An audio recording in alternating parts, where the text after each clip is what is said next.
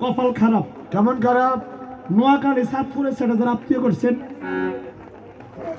দিদি, নোয়াখালী সাতপুরের সাইডে যারা আত্মীয় আছে দেখবেন নারকেল, তারা এদিকে নারকেল পাওয়া যায় বেশি। হ্যাঁ, আমিও গতকাল আসছি শ্বশুরবাড়ি থেকে, নারকেল দিয়ে দিচ্ছে 4 জোড়া। এখানে কথা আছে, কেমন? জোড়াগুলা কিন্তু সমান না। না, একটা নারকেল বড়, একটা নারকেল ছোট। আমরা হরি বাইন্দা দিছি। আমি সিনজিত বইয়া চিন্তা করলাম, আরে ব্যাপারটা কি, মানে তারা যখন জোড়াগুলা বিক্রি করে হ্যাঁ, সমান না, না, একটা একটু বড় আরেকটা একটু ছোট। আমাদের দশাটা এমন হয়েছে জানেন, হ্যাঁ হ্যাঁ, মানে যুগলে কৃষ্ণ ভক্ত হলে পূর্ণ হয়, কিন্তু কপাল যে খারাপ। কেমন খারাপ?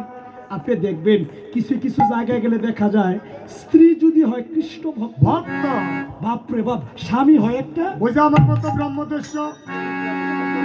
ঠাকুর প্রতি ভক্তি নেই। না, আবার কিছু জায়গায় গেলে দেখবেন স্বামী যদি হয় কৃষ্ণ ভক্ত, কৃষ্ণ ভক্ত, স্ত্রী হয় একটা পুরাতে বাংশী। মন্দিরের দশার ধরে দিয়ে নমস্কার করণের ধরে। আহ! এই যে কিছু জায়গায় গেলে আপনারা দেখবেন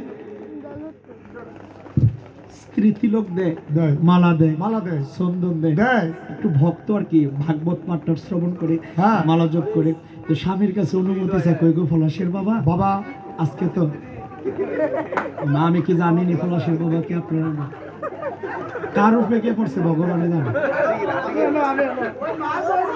আচ্ছা, কথা বলবেন না, ঘুমাইন না। দেখেন পলাশের বাবা, হ্যাঁ। আজকে তো পাশের বাড়িতে রামায়ণ হইতেছে, আমি একটু যাবো, আপনার কি আদেশ? মা গোমা, এবার একটা গোমা, হ্যাঁ, গোমা ঘুমা। কীর্তনে যাবো, হ্যাঁ, বৃষ্টিবাদী সকালে ফান নিয়ে যেতে হইব, শান্তি নামাজের গোমা। হ্যাঁ,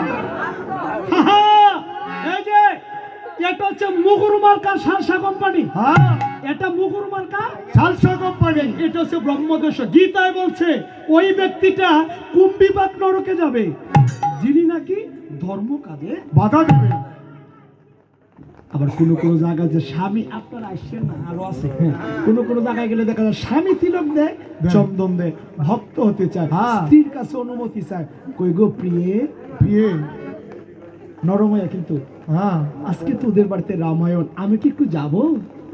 ঠাকুর দিলে বানাই লাইছে। হ্যাঁ, আপনারা মায়েরা রাগ করবেন না, হারং গ্রামের মায়েরা খুবই ভালো, হ্যাঁ, মেহমানবৃন্দ যারা আছেন আপনারাও ভালো, কিন্তু কিছু কিছু জায়গার মধ্যে বানাই লাইছে।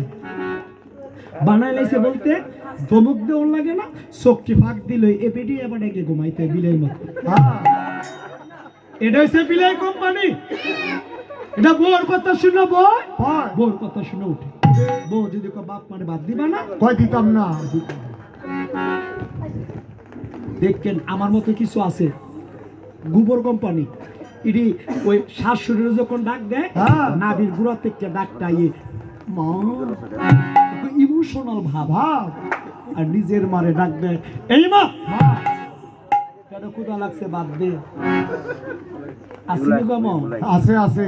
তুই বউর কথা শুনে আমার মতো কিছু কিছু বাপ মারে বাদ দিতা না, দিও না, দিও না, তুমিও চিন্তা করো না, মাঘ মাস ফিরতি সবার জন্য আসি। তুমি তোমার বাপ মারে বাদ দেও নাই, গীতায় বলছে কর্মফল সবাইকে বুক করতে হবে। তুমি তোমার বাপ মাকে ভাগ দেও নি, দুদিন বাদে তোমার সন্তান আসবে, এসে তোমাকেও ঘর থেকে বের করে দিবে। ওই যে শ্বশুর শাশুড়ি সেবা যত্ন করো নাই, সকালের খাবার দুপুরে, দুপুরের খাবার রাতে দিয়েছ, চিন্তা করো না, তুমি আজকে বউ, কালকে তুমি শাশুড়ি হবা, তোমার ঘরে একটা নাদোষ প্রদোষ পুত্রবধূ আইব, পুরানি না খান, হ্যাঁ, চুলের মুঠি ধরবো, কইবা আপনি বাইরে যান। ওই কর্মফল। এই কারণে পাটা ফেলতে হ্যাঁ, চিন্তা ভাবনা করে ফেলতে হবে। মানুষ বজ, হ্যাঁ, মানুষ বজতে শোনা, মানুষ ছবি। ভগবান খুঁজতে বৃন্দাবনে যাওয়া লাগে না, ভগবান গড়ে, শ্বশুর শাশুড়ি আপনার ভগবানের স্বরূপ, বাবা মা, গুরুদেব, স্ত্রীর কাছে স্বামী, তাদের সেবা করো রে, হ্যাঁ, গোবিন্দ পাবে। আর যদি স্বামী স্ত্রী উভয় কৃষ্ণ ভক্ত হয়, লাভ কি হয়? মনে রাখবেন ওই ঘরে একটা কৃষ্ণ ভক্ত সন্তানের জন্ম হয়। একটা ঘরে যদি একটা বংশের মধ্যে যদি একটা কৃষ্ণ ভক্ত সন্তানের জন্ম হয়, মনে রাখবেন তার 14 পুরুষ যদি নরকবাসী হয়ে থাকে, একটা সঠিক খ্রিস্টভক্ত সন্তানের গুণে উদ্ধার হয়ে স্বর্গে গমন করে বলো পরম দয়াল শ্রী